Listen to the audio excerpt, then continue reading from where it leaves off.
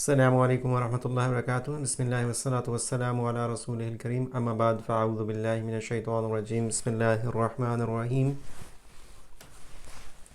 ہم نے آخرہ سے بننے والے کافی سارے الفاظ دیکھ لیے ہیں، تو آج اپنا سبق اس کو آگے لے کے چلتے ہیں۔ آخرہ سے ہم نے کہا تھا ایک اسم بنتا ہے آخرن، اس کے اوپر کھڑی زبر ہے، آخرن، اور آخرن کا مطلب ہے بعد میں آنے والا، بعد میں آنے والا، اور اس کی ایک مؤنث بنتی ہے جس کو کہتے ہیں آخرتن، آخرتن، اور بعد میں آنے والا گھر یا بعد میں آنے والی جو چیز ہے اس کو آخرتن کہتے ہیں۔ اگر ہم آپ کو پتہ ہے کسی چیز کو یہ عام لفظ ہے، یعنی جس کو ہم کہتے ہیں کہ یہ نکرہ ہے، کسی نکرہ کو معرفہ بنانا تو کیا کرتے ہیں، اس کے شروع میں الف لام لگا دیتے ہیں، تو یہ بن جائے گا الآخرۃ، الآخرۃ۔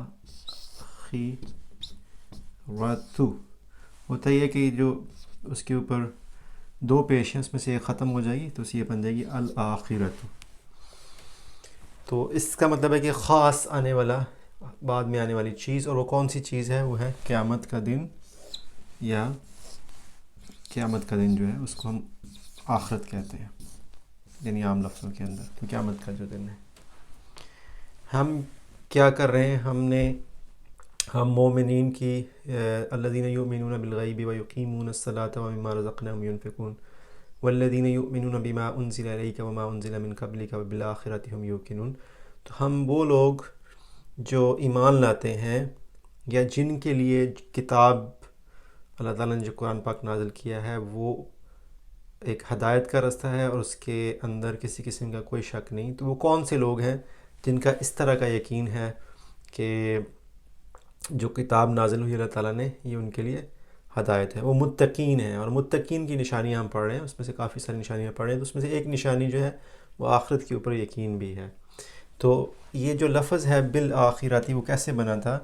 تو اب لفظ کیا ہے؟ آپ کو پتہ ہے اگر آپ نے جملہ فعلیہ لکھنا تو سب سے پہلے فعل آتا ہے، تو یہ بنتا ہے یوقنون، یوقنون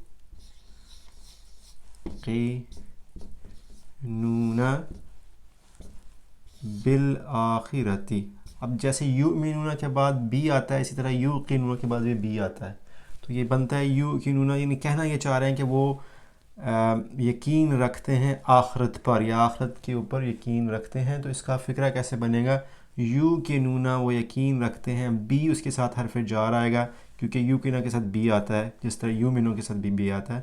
تو آگے آخرتن کی بجائے ہم یہ کہنا چاہیں کہ ایک خاص دن ہے، تو یہ بن جائے گا آخرۃ، الآخرۃ۔